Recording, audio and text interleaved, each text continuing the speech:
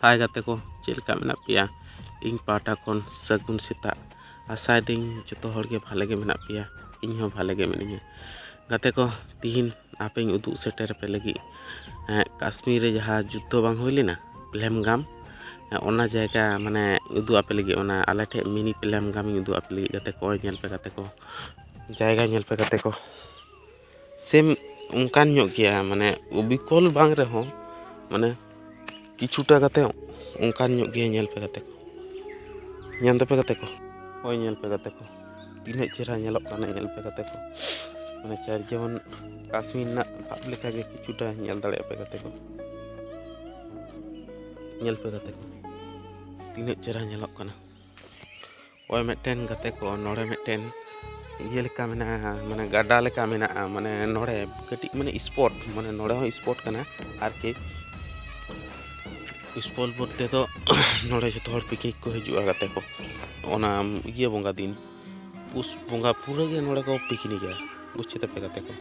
ओय नेल पे ओना गाडा रे ओना जहां बान लेका उदुगा पे आर की ओना रे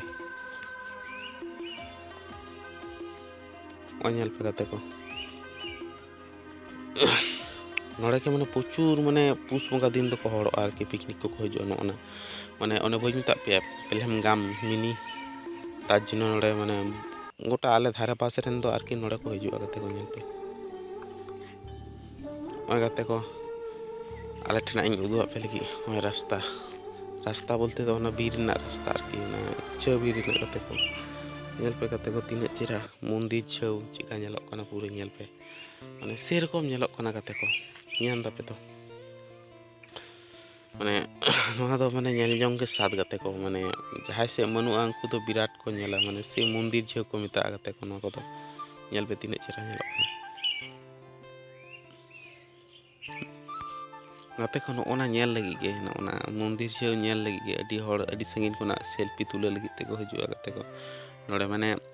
वीडियो को बनाव का गया माने मेटेन बारिया माने तमे एकटा बांग रहो माने नेतार दो दारे को माक किदा से जखन ताहे लेना दारे तखन को बनाए थे माने चेम लेया गाते को माने अखरिंग अखरिंग तके को माक चाबा किदा गाते को चेंग लेया पे आदो नोआ को तो कटी को रखय किदा ना नोआ को तो कटी किया हना को तो जहां पे नेल किदा ना तो बड़वा बुझिदा पे गाते को ओय नेल पे गाते को सेरकम नेलक काना से गाते को प्लीज गाते को कमेंट करते ले पे गाते को चिका जगह नेलक काना है आर गाते को आलो पे हिड़िया गाते को ओय पे नको तो पोहा दारे नो को तो जुदी पे मने ओड़ा पे इदी केते पे रोय दाड़े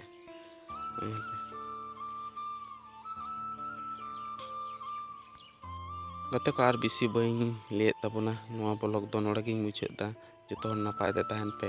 आज चे को ले गाते यूट्यूब चैनल और फेसबुक फॉलो तीन पे गाते को और लाइक कमेंट दाल पे हिड़िया गाते को